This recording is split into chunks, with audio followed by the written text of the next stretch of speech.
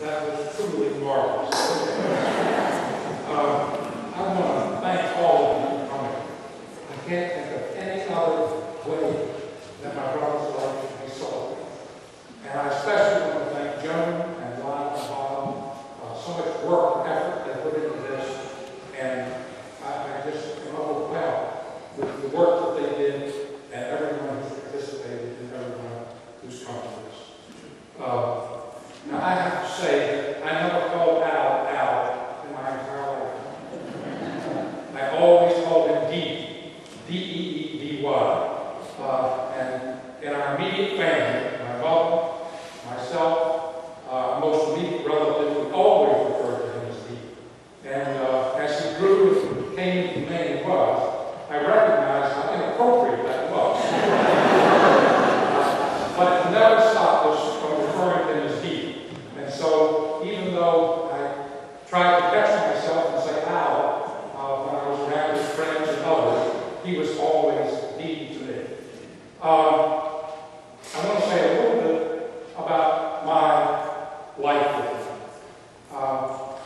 When I was 9 years old, and in the 5th grade, and he was 19 in the first year of Swafford, my father died. And that was, of course, traumatic. He died of a massive heart attack at 43 years old. And my mother, who was a homemaker, had to take on the job of raising us. And my father, the little man on the Chesapeake Bay, was gone. Since that time, my interactions with Dee have really been two things, more or less at their core. The first was that being 9 and him being 19, I really didn't see much of him except for the summer.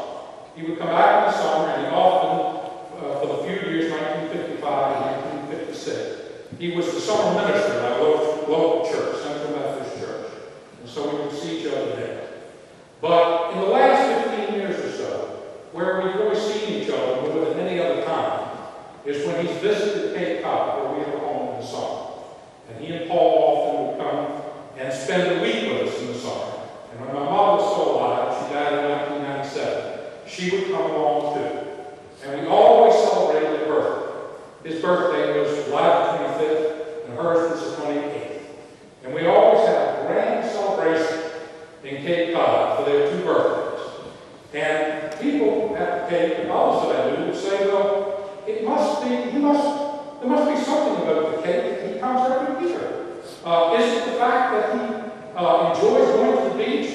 No, he never set foot on the beach. Does he love to swim? No, he was hardly for a swim. That wasn't him either. Did he like to sail? No, but he eats seafood. Well, he loves seafood, but as an adult, he became allergic to it. He couldn't eat seafood. Well, what was it that brought him to the Cape every summer? Well, there were 2 things.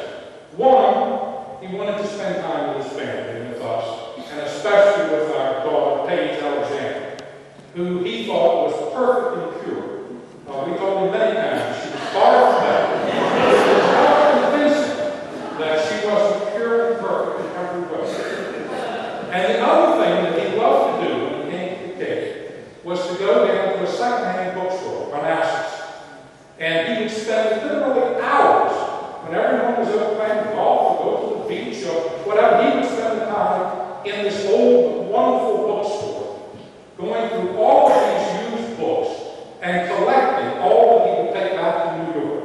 And so he would come out of the bookstore after several hours with a great stack of books, and Paul would look at him as if to say, where in God's word will we have a book tea? But he was determined to have them, and he loved to read them, and he would take them in the Bible. So that was one of the interactions. And the other interaction is, I'm sure that all of you as his friends know, and that was talking to him on the phone. I don't think that a week went by from the time I was an adult that we didn't speak on the phone at least once a week. He would either call me or I would call him. And we would just share what had happened to us during that week. The trials, the tribulations, the achievements, the frustrations,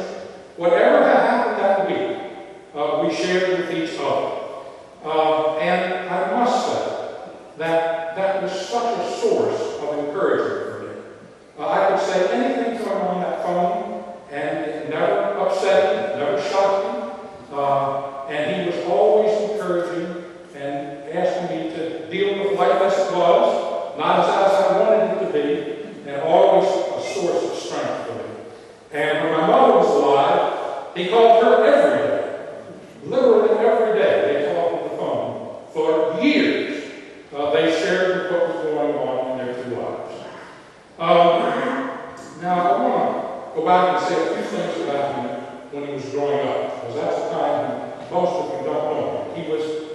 He was as unusual as a child as he was as an adult.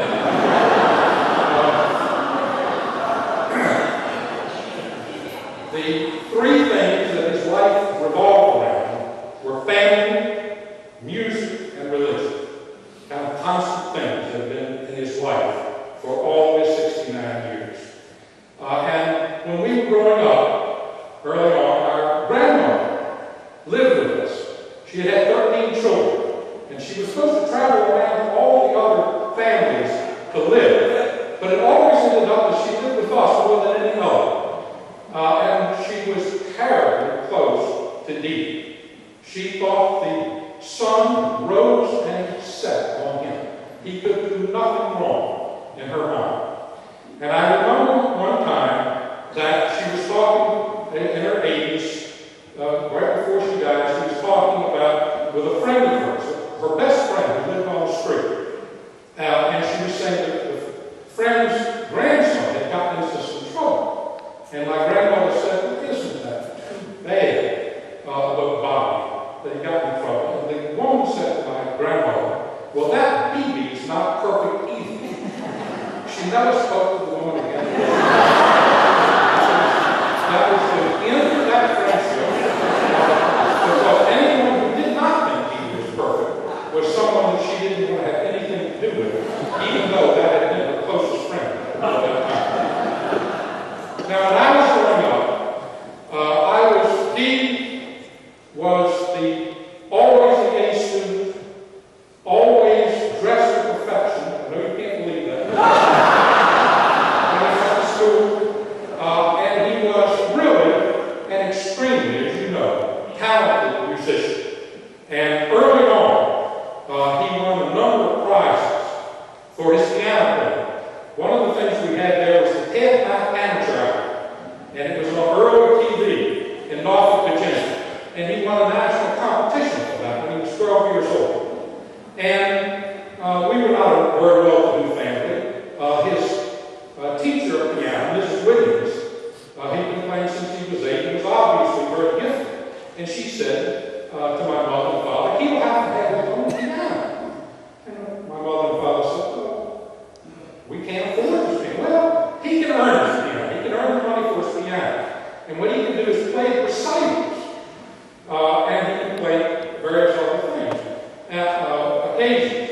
Well, when I was growing up, the last thing I wanted was for someone to develop on a piano when I had TV to watch and things to do and play ball. And unfortunately, they had put the piano right beside the TV. And inevitably, when I wanted to watch my favorite program, The Three Stooges, he would sit down for a long practice session. And I can remember one day he sat down and was playing, and I was already watching the TV. It was mine. And watching The Three Stooges, and he kept playing louder and louder, so I couldn't hear.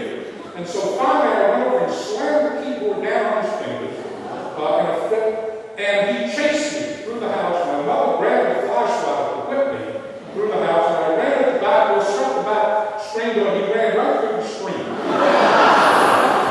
But I reckon I didn't deter his musical ability too much. Besides his music, and besides his fame, the other thing that was dear to him, of course, was religion. And when he was young, in his early teens, he became extremely religious. Both my grandmother and mother were religious, but they weren't fundamentalists. But when he was in his early teens, he not only became religious, but he really became fundamentalist.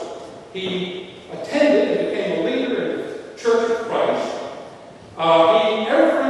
Every time he was elected office to have the chaplain in school, there was no election that taking place. He was automatically the chaplain. And he was someone who, during these early years, he was very concerned in this period in his life about things that could be unworldly and secular and were not religious. And one of the things that he didn't believe in wearing, women should wear lipstick. He didn't believe in going to the movies. And he didn't believe in watching TV. And we used to have this phenomenal thing where he would come in after being off of one of these would come to the house, and he would, like this. So we wouldn't have to watch the TV. And my father, who was a great wit, would mock him and call him into the room and say, now, Dee, can we talk about this? And put his hands up like this. And one of the times, he was trying to raise money to pay off his piano, and he did. But one of the things that he had to do, he played for various recitals, for dance recitals. And one of them was for the Sandy Vassar recital. And one day, when he was about 15, he announced to my mother and father that he could no longer play for this recital. Why? They said, well, he said, the little girls, 7, 8, 9 years old, are wearing outfits that are not godly. They're far too short for these little tutus. And he said, my father was outraged. So, my goodness, this is your biggest account. Never pay off this piano. And finally was able to persuade him that indeed he should continue playing. But of course, all of that changed, I must say. Before we got to New York, I had to stop. But he did tell my cousin in a very interesting observation.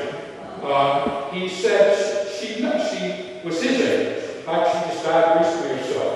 And she mentioned to him, she said, Dee, you always carried a Bible around at school from class to class.